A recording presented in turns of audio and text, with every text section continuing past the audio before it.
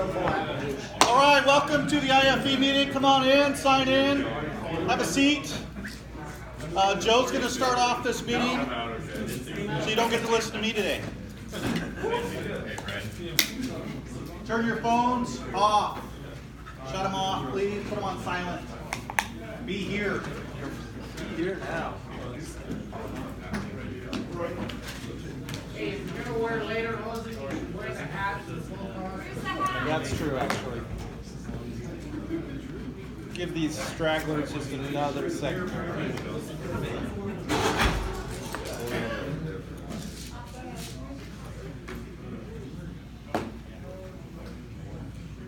Mike, will you pull that door shut? It locks people. Oh, all right. How's everybody doing today? Awesome. Yeah? Good? Got some costumes out there, look solid. Nice. How many safety professionals do we have out in the crowd today? Ooh, there we go. All right. Maybe we should do that again. How many safety professionals do we have out in the crowd today? All. Yeah. Yeah, I think that's something to think about, man. I mean, we have Mike, right? And he does an awesome job. He's like the formal safety professional, but we're all entrusted out in the field to be a safety professional, right? Especially this group. I mean, everybody that's here, doesn't everybody here have people that work for them for the most part? I see one straggling apprentice around there. Maybe not him, but everybody else, right? He could be a safety professional, right? Really quick, IFE, IFE's been around since January of 2008 now in EC. How many people have been with EC since January of 2008? Yeah, not very many. It's been around for a long time. This is the motto when they rolled IFE out back in 2008. This is what they started with. I think it's pretty good. We're going to use this to get things kicked off. It says, commitment is what transforms a vision into a reality. It is the words that we speak boldly of our intentions and the actions which speak louder than those words. Commitment is the stuff character is made of, the power to change the face of things. It is making the time when there is none, coming through time after time after time, year after year after year. Commitment is the daily triumph of integrity over skepticism. Let's think about that for just a minute. All right, well, we got a great show planned for you guys today.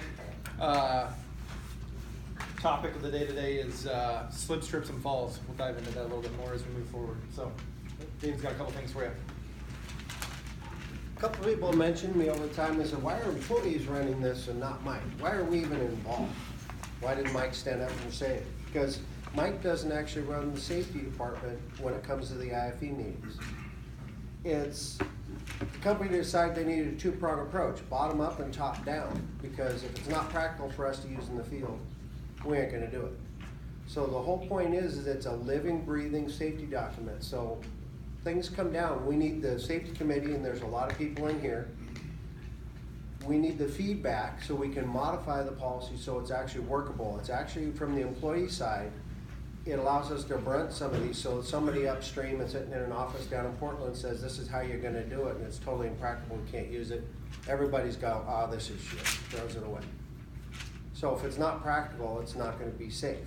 And so by having employees kind of come up with it from the root base of who's actually going to be using it, we can modify it and put it into place as a living, breathing, adjustable document, not some hard, fast rule that, some people have already heard.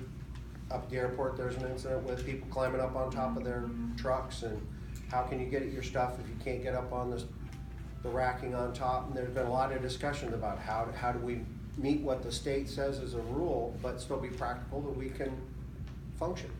So how many people in here, raise your hand, are on the safety committee as a primary and a secondary alternate? So anybody that raises their hands, if you got any issues with the current policy, talk to one of them, because it gets back in the meeting and we discuss it and we say, well, how can we make this more workable?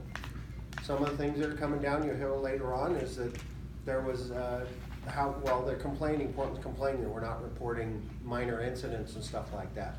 I think for a year we had one, and how do we improve it? Well, let's talk about something really simple and quick, instead of sitting down and filling out that whole bunch of paperwork and having to submit it. So you'll hear some things coming up that are gonna be altering it. And because of feedback from the field, there's some changes gonna be happening in this meeting as well. So it already has happened, they've gotten shorter. So give the feedback back to the people in the safety committee that raise their hands, because your input's just as important as the corporate to come up with something that's actually workable.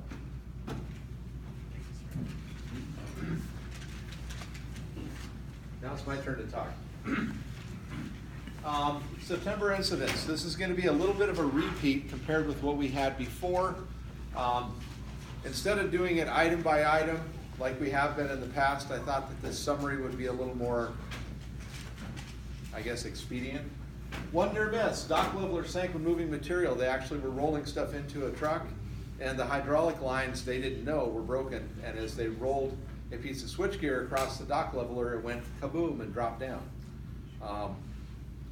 It wasn't us that did it, but always be aware of our situation. Observation only, we had a rock hit an arm. How many of you have worked on job sites where there's riprap on the entrance to the job site? That big giant chunks of broken up rock that helps make all the dirt fall off the tires? This guy was walking down the pathway along the edge. A dump truck was going past, and one of those rocks caught the edge of the tire and shot out and hit him in the arm. I guess the moral to that story is just pay attention and be careful when you're walking down those riprap roads, because I've seen that a couple of times. We also had somebody in our warehouse had a piece of 3-inch PVC, Schedule 80, rolls off of a pipe rack and landed on his foot. No steel-toed boots. Luckily, it was not a piece of rigid. That would have been very bad. Motor vehicle accident here. We had a forklift carrying a pallet, turned the corner too sharp and actually punched a hole in the wall of the server room in our shop. So that big patch that's there, that's because somebody wasn't paying attention. 5 first aids, wasp attack. A guy was changing out a light in a cobra head, opened it up, and a bunch of wasps came out and stung him. We had someone that tripped on a floor tile. They were actually paying attention and trying to grab some wire ties, and one of the floor tiles in a data center was sticking up, and they caught their foot and they tripped. Luckily, they did not suffer any serious injury. We had somebody who was trying to lift a spool of wire up onto a stand, and the things shifted and moved, and they caught their fingers between the axle and the stand. Little bruises, a little cut.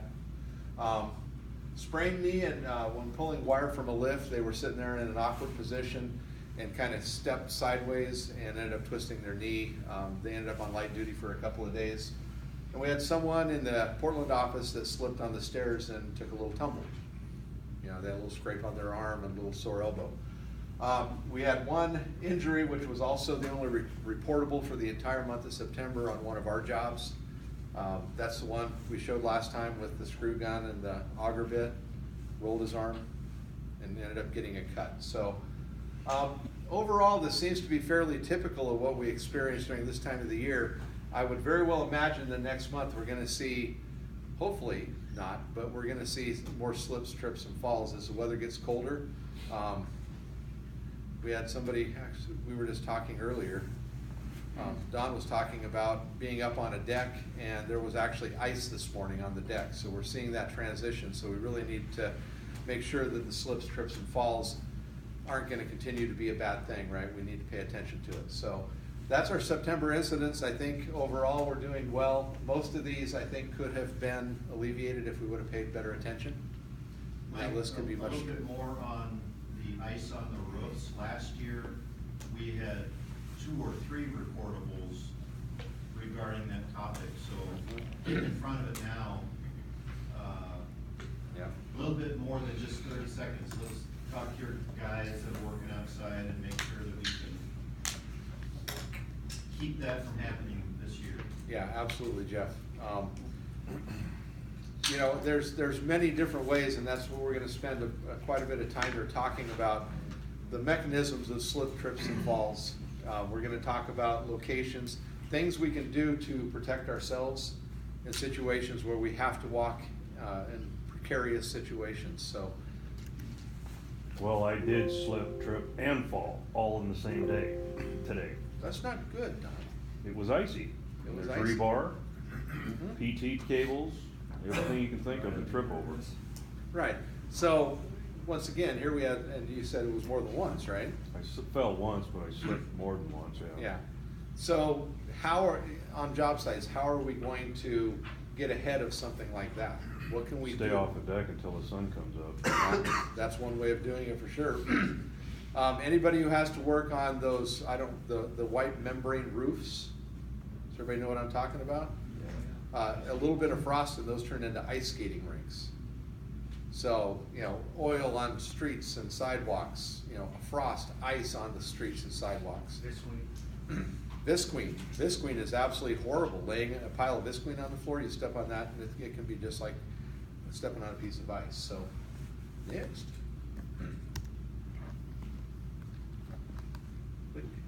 So what hazards do we see? I mean, these are not untypical things that we see out on job sites. Access and walkways. How many see any trip hazards in that first picture? There's a steel sheet up there. Yeah. I'm not sure exactly what it is, Don. When you start looking at something like that, the natural inclination of most people is when you see that, most people will actually pay closer attention when they're walking because there's a lot of information coming into your brain saying, hey, look at all this stuff going on. What's far more dangerous is something like the middle picture on the top. When you look at that, it's a little bit of water inside of an entryway. There's no obvious visible thing that's gonna stand out to your brain to tell you, oh, watch out, there's something slippery here. Ice and snow, obviously, the middle picture on the bottom. Cords, steel studs, stuff what- against the walls. I don't know where the picture came from. I hope it's not one of our job sites. But then again, how many have seen that? Everybody's nodding their head. And then down below here, once again, you got more cords and all that kind of stuff. Trip hazards are everywhere. They are absolutely everywhere. So it's up to us to try to convince all of our people. Remember last year we had the big thing, how are we gonna teach our people to walk safely? Everybody remember that? Come up with the idea, you get a gift certificate. Anybody remember what we talked about? Deafening silence. Let's go ahead and go to the next slide. How can we prepare for winter? Last year we had 5 OSHA recordables for slips, trips, and falls due to weather conditions. We had people in eastern Oregon that fell on ice and snow. I think, Joe, didn't we have somebody down at Facebook that this happened to? You wouldn't think that a parking lot would be a place where you're just gonna fall like that. People walking to and from the office on days where it's snowy. If you're gonna be wearing, shoes that are not appropriate, like women especially, if they're gonna be wearing some dress shoes into the office, don't wear those in the parking lot. They have no traction. Time to make sure we give ourselves plenty of time to get from one place to the other. How many of you that have fallen on ice and snow before are usually in a rush to get to where you're going? Adjust your gait.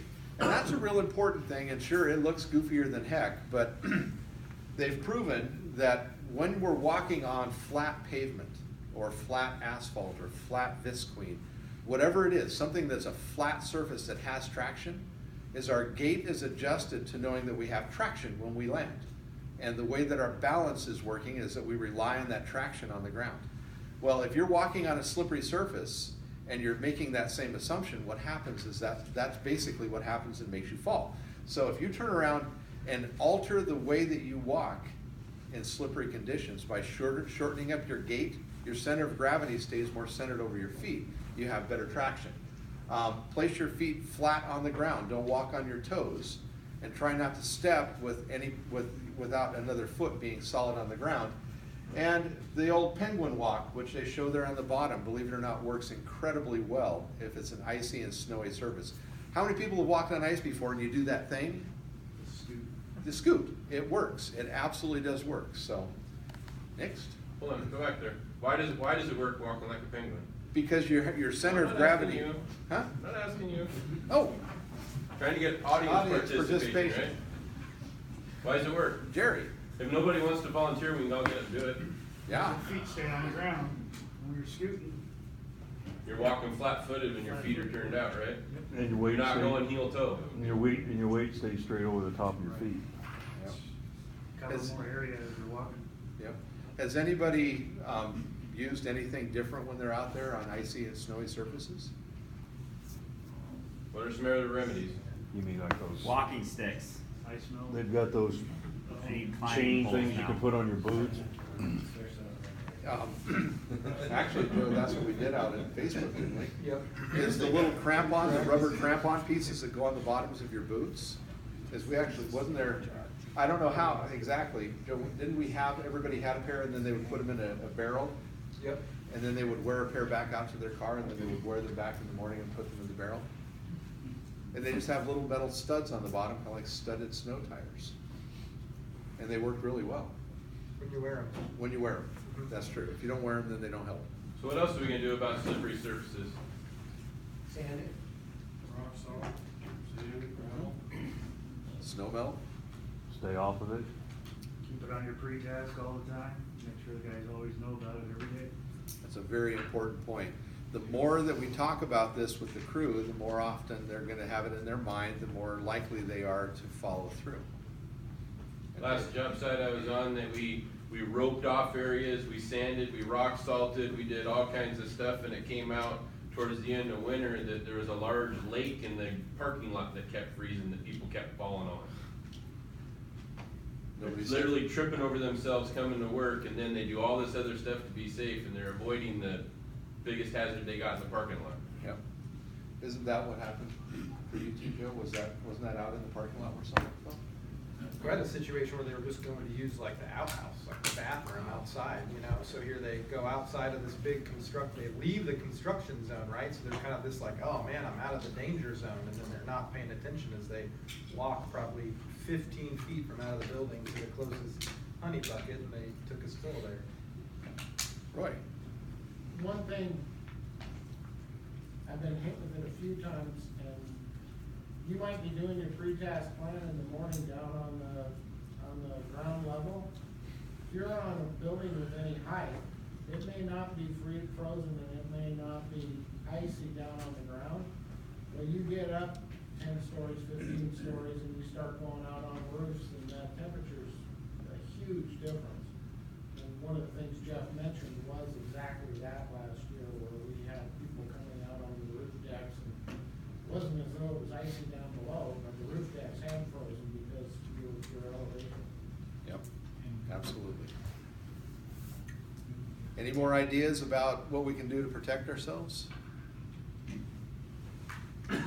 That's good. Everybody who has a company phone, stand up.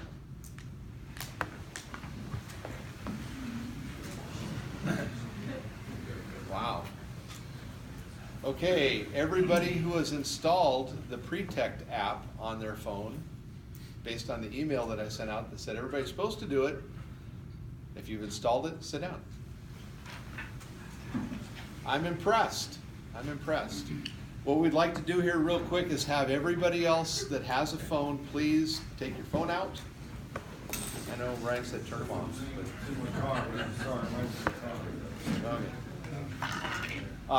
And it's actually a very, very simple, quick process.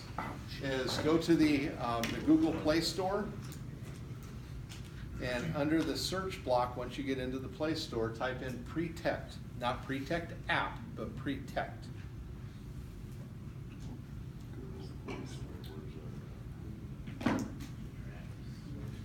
As soon as everybody's ready, go ahead and let me know. Where's the Google Play Store at? It's under apps. There it is. Once you get into the App Store, you search for Protect. The actual Protect incident reporting app should be an option. In mine, it came up as the #1 thing, and it almost looks like a cube or 3 little arrows coming off of each other. What's that? Hexagon made out A of hexagon. arrows. There you go. Does everybody see that now? Anybody having trouble? Yeah. What's that? Yeah. Go ahead and hit the, hit that app and select install.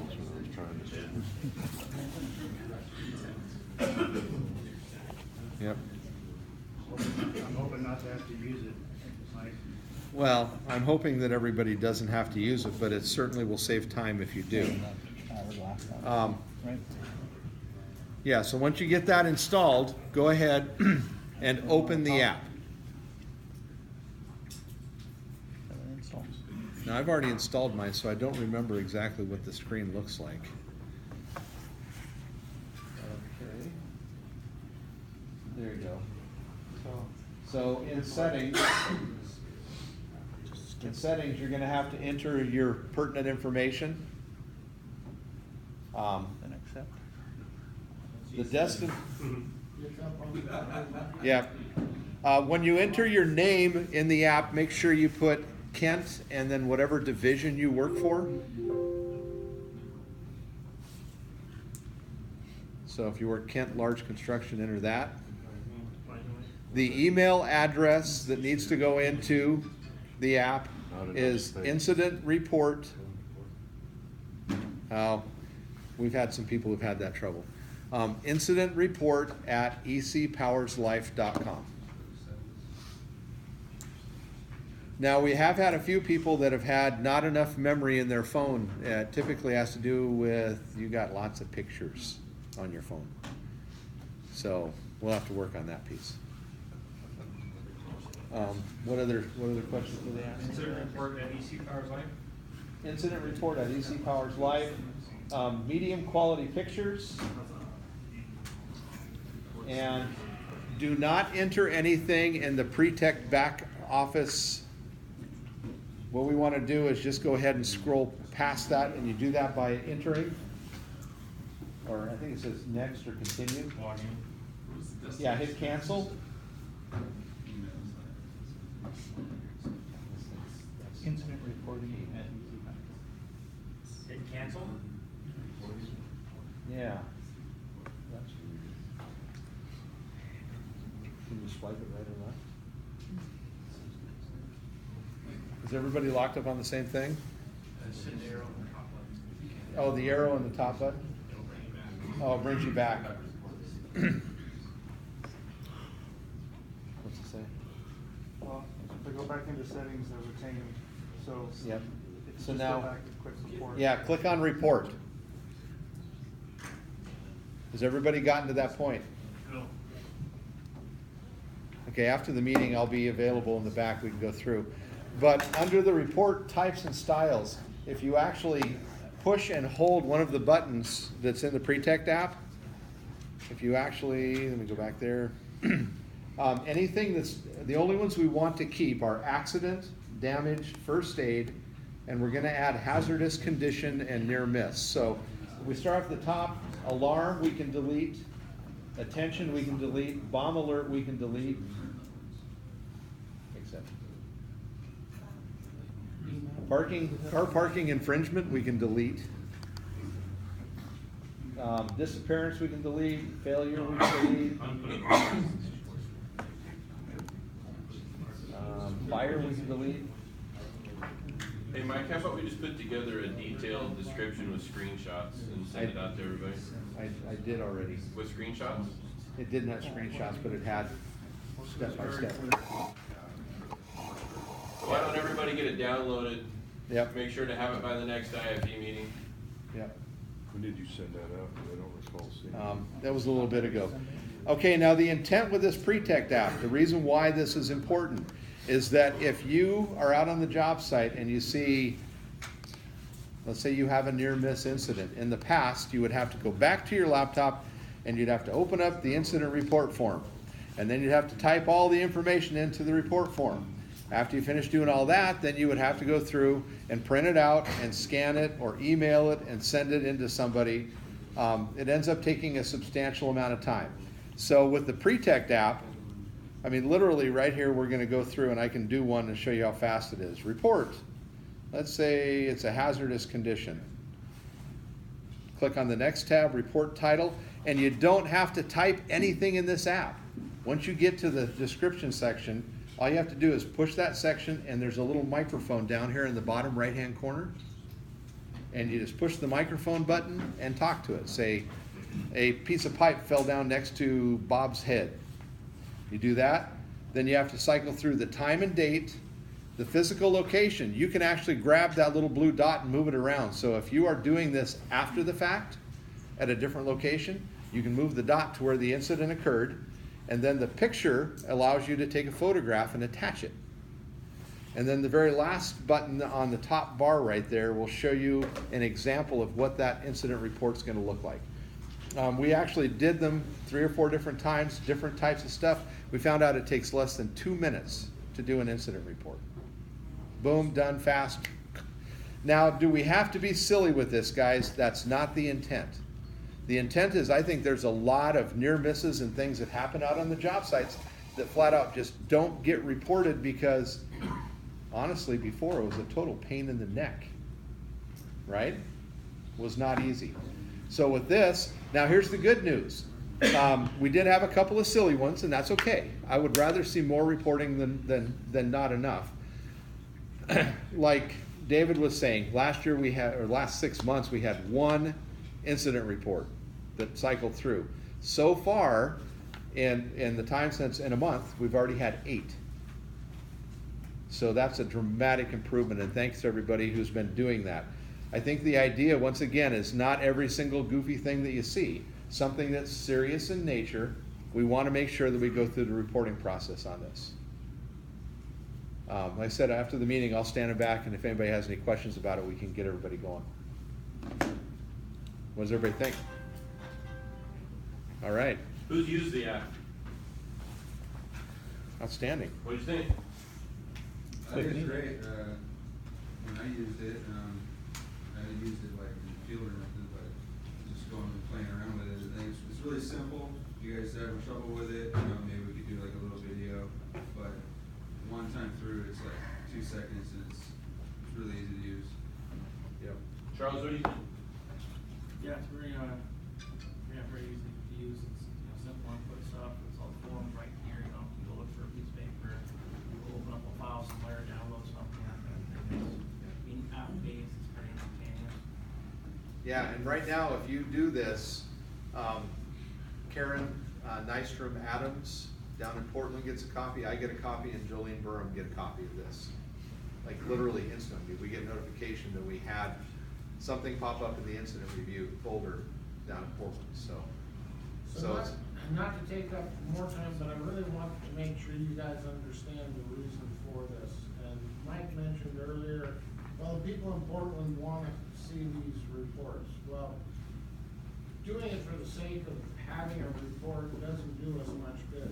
The real reason why we're trying to get the near misses, the incidences, is to learn from them. Those near misses are actually something that, okay, we got lucky this time, but if we can go through and get these 8 reports this month, or 10 reports, or 100 reports in a year, and through that, we say, you know what, here's 4 that we better share, because we've got 10 jobs that are in this situation, and we avoid a couple of accidents along the way.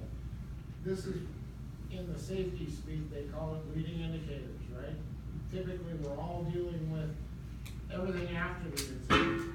This is one of those things that says, okay, it's a leading indicator of being aware, understanding, and sharing information. And so the goal is truly to avoid incidents and try to share this information. yep. Thank you, Roger. Let's roll this video. Yeah. You know what that guy knows? Well, actually, he knows a great deal, but what he really knows is the importance of safety. You look around a place like this, you see it everywhere. Look at the sign up there. As if there can be any doubt. Safety first. Always, always, always, over and over and over. But you want to hear the dirty truth? Safety's not really ever first. Safety generally, as best I can figure, is third. The reason I believe safety should be third is that it's so important, you can't really put it at number 1.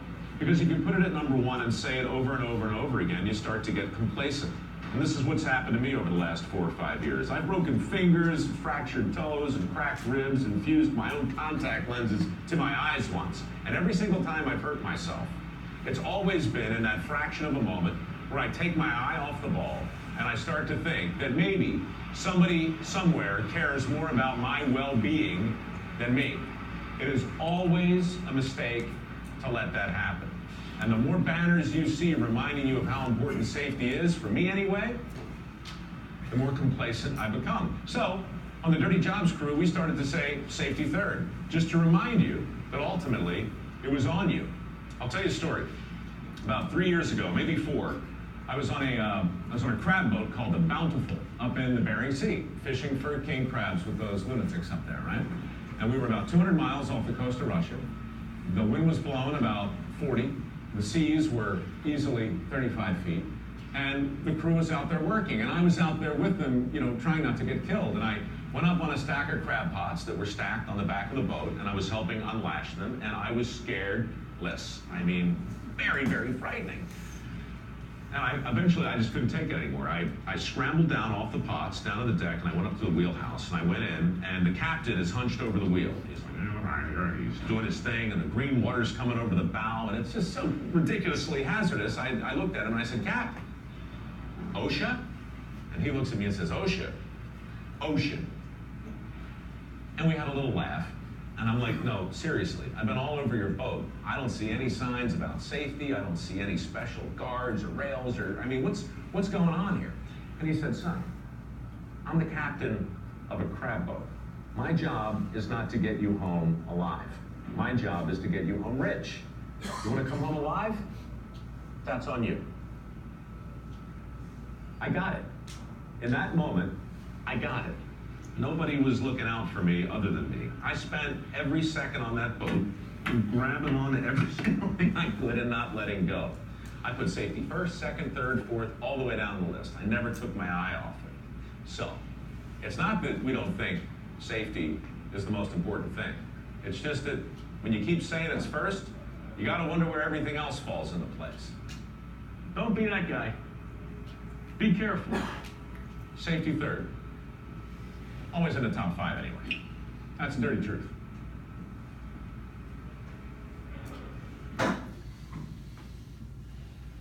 What do you guys think about that? Safety third.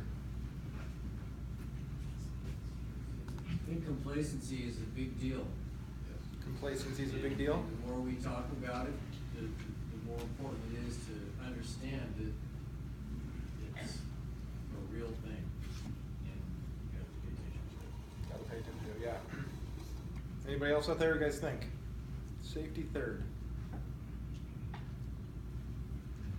Yeah, go ahead, Lance. I like how you pointed out that safety, the captain put up the safety was his concern for himself. So really, it starts with each person, making sure that he's safe and not putting that responsibility on anybody or anybody else. Sure. Yeah, that's a good point. Anybody else take anything else away from that? I think that's a good point, but does that work for when you've got a responsibility to watch out for your apprentices on the thing? Yeah, watching out for apprentices. That guy was saying safety third, but in all actuality, it was safety first in his mind. Yeah. Way through his mind, right? He was put it first. We had a safety third mentality. What would be first and second?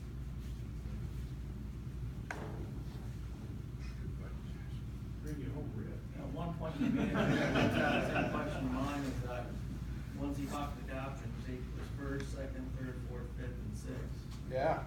He somehow applied it into all aspects of him being on the ship at that point. Sure. Nobody's gonna do it for you. That's for Walking sure. every day saying I'm gonna make it safe. Right. I grew up in the late 50s and the early 60s, but around farm machinery, there wasn't any shields. There was open gears, open chains, open PTO shafts. Everything was wide open. I worked for a contractor then. The skill saw, he wired off the blade guard because if I have the blade guard, I get complacent. If I know it's not there, I don't. Don't get complacent, that's all. I think that's really good, man. I mean, you know, we talk about slips, trips, and falls. I don't know how many pre-task plans I've led in my career, and that's like, it's like the low-hanging fruit, right? All right, guys, what do we got today? Slips, trips, and falls, you know? Okay, well, how are we gonna mitigate that? You know, pick up your rollers or whatever, right? You know? I mean, and so we're kind of like, okay, yeah, check that one off. But then you look at the stats, and the stats say slips, trips, and falls account for a large number of injuries, right? So you're like, well, it's just walking, you know? So then sometimes there's kind of the mentality of like, well, you know, you can't fix stupid, right? You know, that kind of comes into play there. But what I find interesting about that safety is third is that it's really easy for us to be like, you know what, man, I got my PPE on, this vest is gonna keep me safe, right? Because now all the equipment in the trucks are gonna see me, right? And this hard hat's gonna keep me safe, right? Because if something, you know, falls on my head, so now I don't have to worry about what's above me. I got this hard hat on, and I got these safety glasses on, so I don't have to worry, right? You know, and so we become complacent about these things. When in reality, at the end of the day, the only person that's going to guarantee that you go home safe is you, man. It's on all of us, right, individually. Now, in no way am I saying that you shouldn't watch out for your brother. Okay, that's not the intention at all. But the idea is we want to think about at the end of the day, no matter what it is, when we make these decisions, we're responsible for what happens in these moments, right? And just like he said, man, that captain, he didn't even see that as his job, right? So it's not my job to keep you safe, right? My job to send you home rich, right? That's not the situation. We all have to take that, you know, as our own deal and own it, right? Keep ourselves safe. I thought that was really good because slips, trips, and falls, again, we talk about it all the time, right? And there are things we can do, some valuable things we talked about, right? Doing the penguin walk or whatever else, all those things are good. But that's what happened on the last job that I ran out in the field, right? 600,000 square foot data center, right? Got 18 to 24 man crew working out there for a year. Everything's cruising along great, incident free, right? We're doing everything right. We're checking all the boxes, everything else. And in that one moment, I had somebody on my crew that left the building, right? Let their guard down. I'm outside of the building. All the stuff that's gonna hurt me is behind me now. Just going to the bathroom. They weren't even performing any work. All of a sudden, walking across the ice, right? There's area they could have walked around that was sanded. They go walking across the ice, fall, sprain their wrist, recordable injury, right? Now, when I'm running a job, or managing a job, or anything else, I don't want anybody on my projects to get hurt. That's honest to God, that'd be the worst thing to happen. Could care less about the money or the productivity that's lost or anything else, man. I don't want to get anybody hurt. But in those moments, there's not a lot more I can do, right? There's not a lot more anybody else can do as an individual. You have to own it in that moment. So I've got another little video here that's Mike Rowe kind of recapping a little bit, adds a couple of things, and we'll open up to a couple questions. Sergeant Deck MD, Saturday, 4:30 Eastern on CNN. When this happened with your crew members and you started thinking about this, because obviously you have thought about this, did you start doing things differently? I presume you still try and mitigate your risk as much as you can, don't you? Well, what happened for me, I was up on the Bering Sea on a crab boat. This is years ago, and I was frightened. We were in 30-foot seas, and we were still working. The crew's out on a stack of crab pots, 30 feet in the air. We're lashing them together. And when you're 30 feet in the air on the deck of a crab boat and you look down, the deck of the boat looks like the top of your shoe when you're standing up, except it's doing this. Right. And I'm hanging on, and I just can't even, A, I can't believe I'm up here, B, I can't believe we're working. I go into the wheelhouse and I say to the captain, "Hello, OSHA?" And he looks at me and he kind of laughs and he points out the window and he says, "Ocean." And I'm like, no, I get it. You're all very brave and it's dangerous, but seriously, when do we stop working? It's dangerous out there. Yeah. And this guy said something to me I'll never forget. You'll never hear it in the lower 48. But he said, "Son, I'm the captain of a crab boat. My job is not to get you home alive. My job is to get you home rich. You want to stay safe? That's on you. Be careful out there." Nobody had ever said that to me. Now, I'm not saying that's a good idea. I'm not saying we should employ that. But to answer your question, what that did to me was cause me to walk around for the rest of the day like this. I made sure everything in the wave safety gear was on right. I took no chances because for the first time ever, the boss told me That's fascinating. that my well-being was my responsibility. And I don't think we hear that quite enough. And so when I say safety third, it's such a ridiculous thing to hear that it takes you out of your pattern. At least it did with my crew. Yeah. And it was the way we reminded each other that, look, it doesn't matter. Just because you're in compliance doesn't mean you're out of danger. I love that last part, right? Just because you're in compliance doesn't mean you're out of danger, right? See, this kind of ties back to a little bit of what David was talking about. Sometimes we look at safety and we say, hey, you know, there's this book. I'm doing everything that's in the book. I'm doing everything according to the policy, right? Well, the policy, that book, it's not what's going to keep you safe, right? All those guidelines are good. Those are all good things to keep in mind and follow.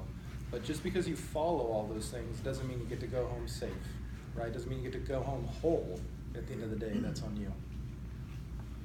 Anyway, anybody got any questions? You know what I'd love to see at some point? If I'm out in the field, or you see me in the office, or you fill out one of Mike's incident reports, I'd love to see you put on there safety third, you know? Just kind of keep that milling in the back of your mind.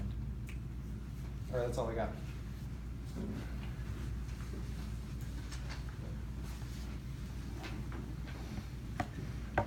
So how do you guys, I want to talk a little bit more about what Joe's talking about. I want to get a little more participation. How would you guys tie what Mike Rowe was talking there about to what we do, right? We don't work on a crab boat, right? The owner of the boat, he doesn't give a crap about the guy's safety, just getting them home rich. How do you tie that to what we do? Anybody make any correlations? Give it any thought? Bill? Yesterday, we were picking light pole bases from an upper parking lot, craning it 80 feet over the trees, 70 feet in the air, 3,000 pounds. All our guys had their hard hats, vests, glasses, but what could possibly go wrong with that? Excellent. Anybody else? Kevin? You know, in our controls group, we do a lot of projects with different general contractors that most people don't normally work with, you know, any sort of like school. There's sometimes general contractors award the jobs because they're low bid and they don't normally do that line of work, and so they don't always have the best safety guidelines. And we've had Mike come out to a few of our jobs, you know, when we've been worried about the, you know, just the conditions of the job site because it's been unsafe. You know, we've had to pull off the job because it's been unsafe. But a lot of our people are exposed to that pretty regularly because we're working with these small general contractors rather than like a Sellon or a Turner or somebody else. It's a big difference between job site conditions. We're gonna be on our toes. A little more on that is, I had an apprentice that you bounce from job to job to job, small jobs. And it's a standard slip, trips, falls, ladders, maybe working from the lift or whatever.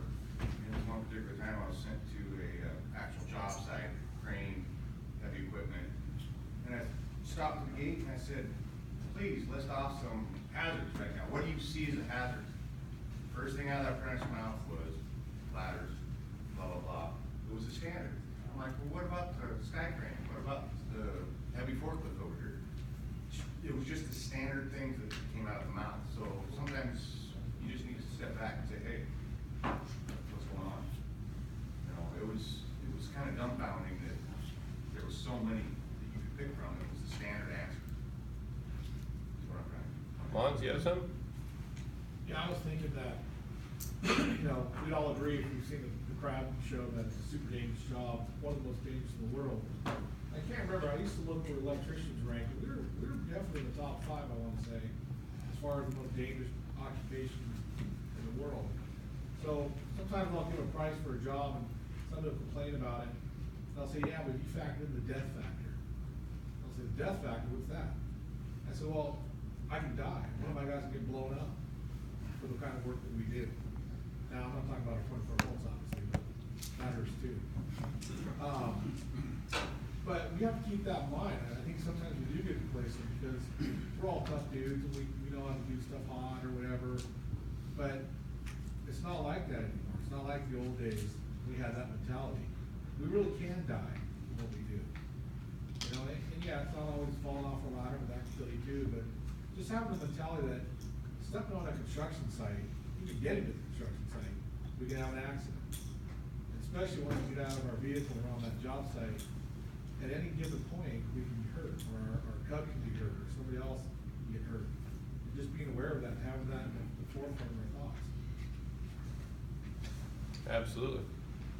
So, when Joe came up with that video, I absolutely fell in love with it right away. It ties in perfectly in my mind, and I instantly made a connection between what Joe was saying in that meeting, or in that video, and what this meeting's about. What's the topic of the meeting this month? Really? Honestly? There's nothing I can do to make you walk safely across a parking lot, to make you walk safely across a gravel parking lot, go across concrete with obstacles. There's nothing I can do to make you watch where you're putting your feet, makes you pay attention to what you're doing. Just like in that video. The crab boat driver, he believes in safety. Anybody buy into that? What do you think he believes about it? What do you think his responsibility is? I saw it right away. Tell you it's on you to be safe.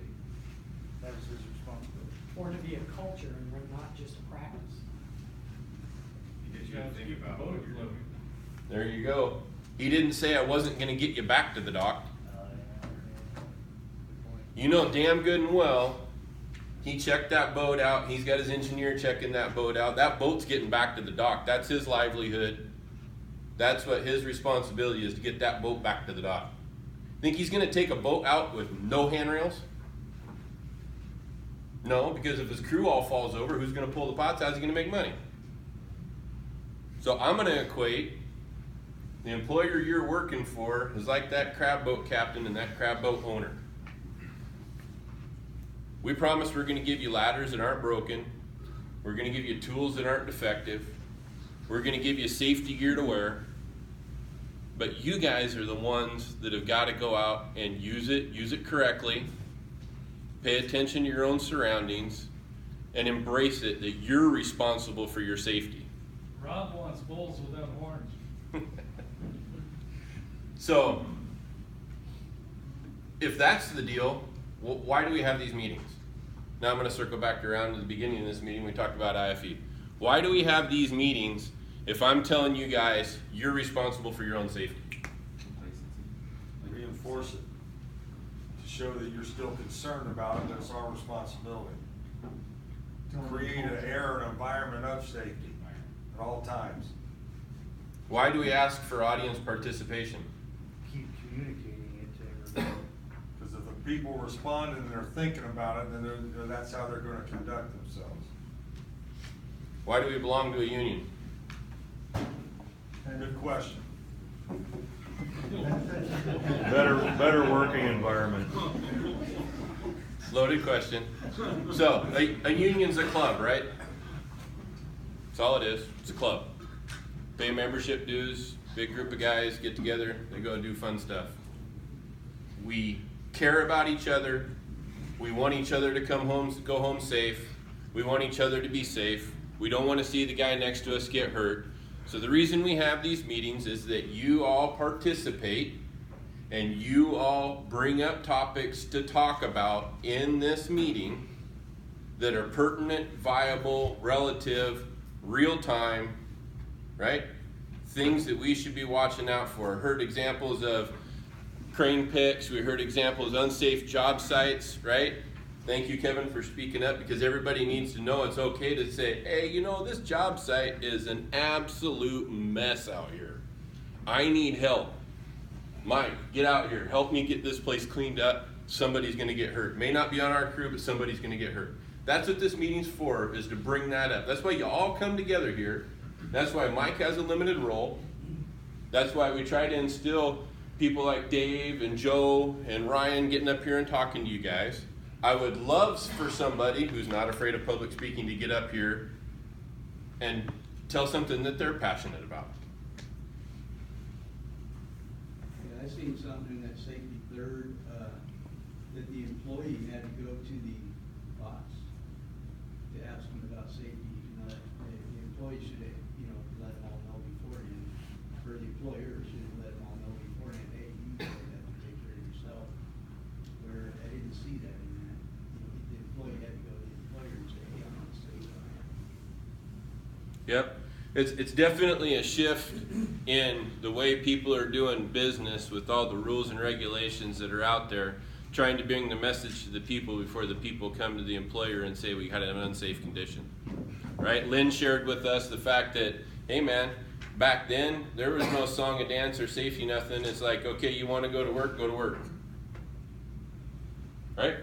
I'm not going to give you a big safety long spiel. You want to go out there and you want to be stupid, you want to get yourself hurt, that's on you.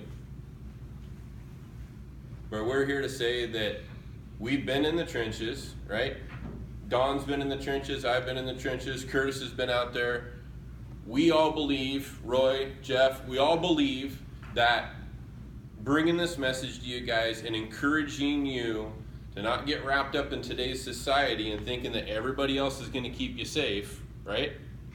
We're going to give you everything that you can possibly need to do that. Sometimes to the point of my dismay, but we do. It's up to you guys in the field.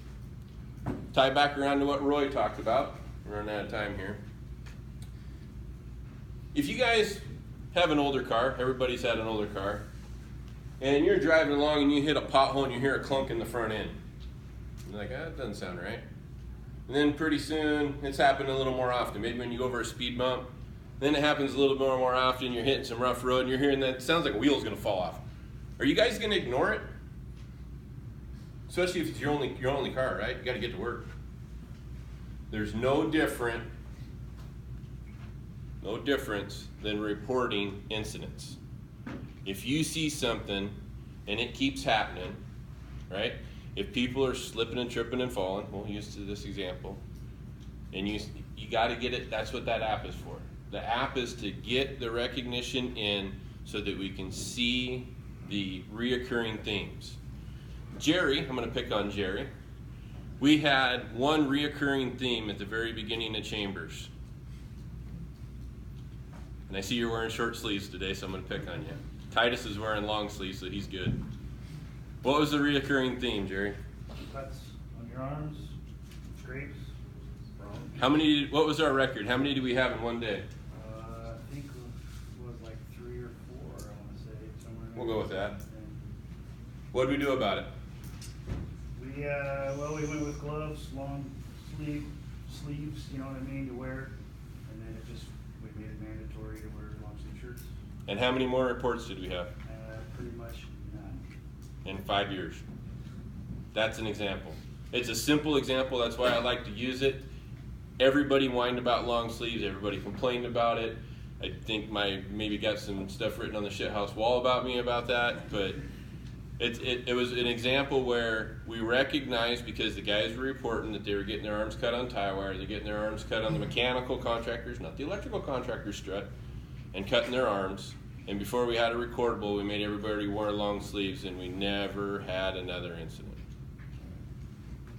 A couple housekeeping things real quick. Discuss job site planning. Planning your deliveries in advance. More than just one day. Deliveries are on Tuesdays and Thursdays. Kenny wanted me to make sure to drive that one home to you guys.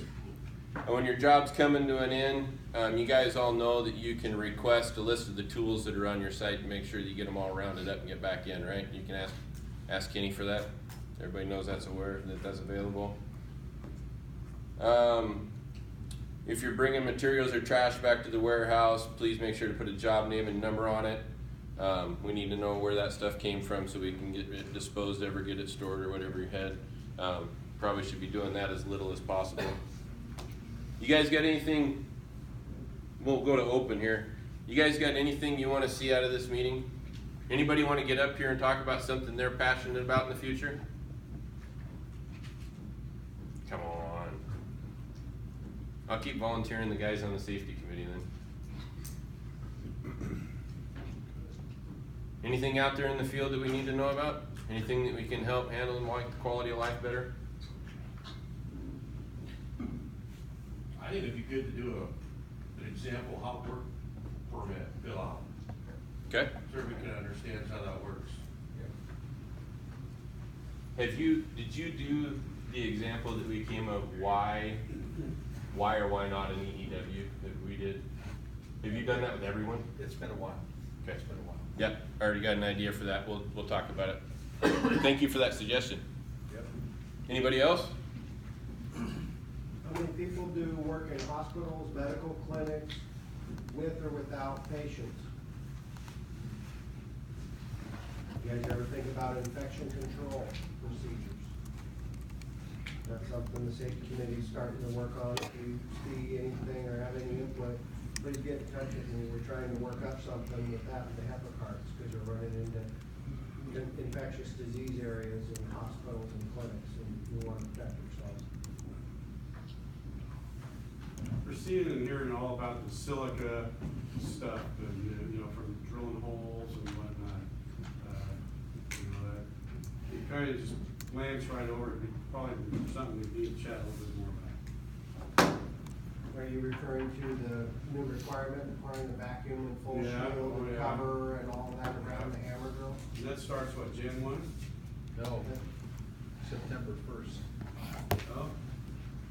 So it's already passed, or I is was, it next year? I was told it's Federal has pushed back enforcement, but the rule is still in place. Good stuff. Yeah. So let's make sure to get that on the agenda for next month. Anything else, guys? Past September 1st? Yes. And we have not ignored everybody. We actually are, it would take too long to explain it now. This was not something that we just, the safety group just said, oh my God, we'll just hide that under the rug. We actually have some stuff in place, that actually trying to demonstrate that what we do does not meet the OSHA requirements for silly, crazy stuff like HEPA vacs on every single little tool we use and all that stuff. So we have all that stuff in process right now. And the Associated General Contractors is one who's spearheading that for us. So we didn't forget about it. And you're not all gonna die from silicosis. Good. Good, but you're not going to. Don't stick your head over the hole when you're blowing the hole out. I think everybody knows that. Suck it out. Anybody else? Nothing else? Everybody's good. They know every safety rule, practice, procedure. They're not curious about anything. Please, please. You guys notice the difference in these meetings in the last 6 months? Good, bad, negative? Some feedback. It's more interesting, we got more speakers. I'd love to get some people out here. I got 2 minutes. It's way better here at the hall than in the metal chairs in the warehouse, that's for sure. So, one of the other things is, how many people in here have a 6 o'clock start time on a regular basis? You raise your hands. Keep them up, I gotta count.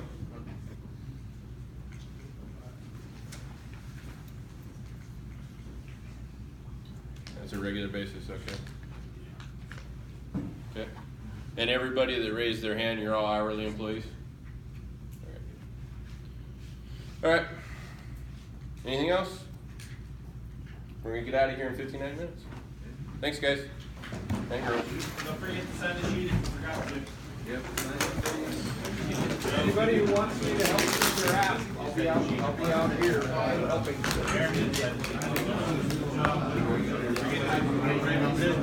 You got a great